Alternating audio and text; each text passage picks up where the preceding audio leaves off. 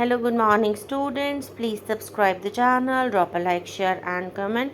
This is Progressive Monthly Magazine, June 2025, exercise number 23 on the speed of 100 words per minute. Start. Sir, similarly, at the time of independence, our manufacturers were restricted to a few simple things. Today, with the development that has taken place during the last 60 years, our industries have progressed to such an extent that India can manufacture products comparable with those of advanced countries.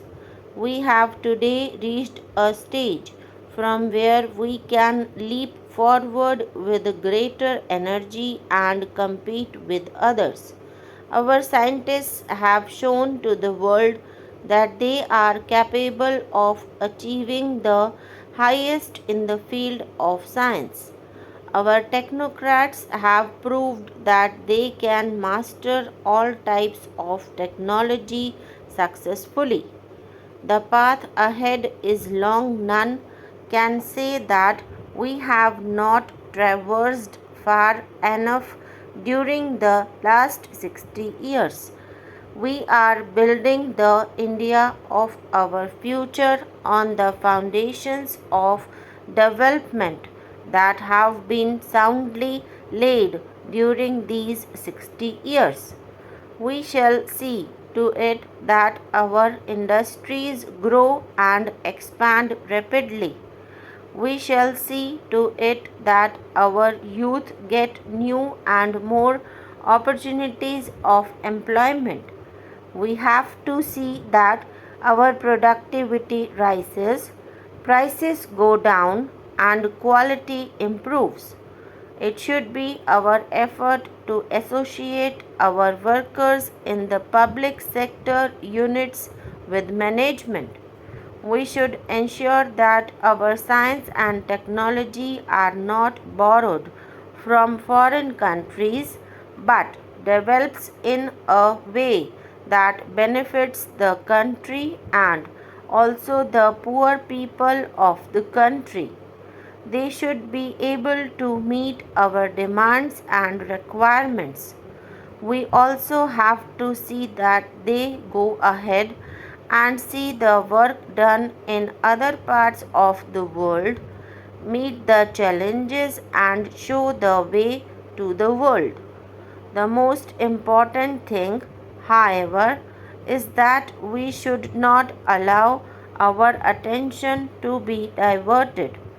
Our attention must be concentrated all the time on the poorest and the weakest person. In the field of agriculture, the production has increased a great deal. It has reached 150 crore tons. But we find that it is stagnating at 150 crore tons for the last 3 years. It is true that the monsoon has not been good during these years. Farmers in many regions and parts of the country have to face difficulties, but we are resolved to ensure that the farmers' produce is not affected by the vagaries of weather in future. We have to take steps to ensure increase in agricultural production in spite of adverse weather in our country. Some 70% of our population reside in rural areas and almost the same percentage of people are poor and they earn their livelihood in the agricultural farms. The number of agricultural laborers is much more than that of farmers. We have to pay special attention towards them. If we want to eradicate poverty, we have to begin with the farmers' fields. We have started spreading the green revolution, and we are happy to see that during the last 2 years an improvement has been noticed for the first time in Uttar Pradesh. Improvement has also been noticed in Bihar, Orissa, and Bengal, where the output of farmers is increasing. Poverty has been reduced in the rural areas. At the same time, we have to pay special attention to the production of cotton, oilseeds, and pulses. In this way, we will see that with the spread of greenery, poverty would be gradually reduced and would ultimately vanish. This year, we have provided more resources than ever before for programs meant for eradication of poverty.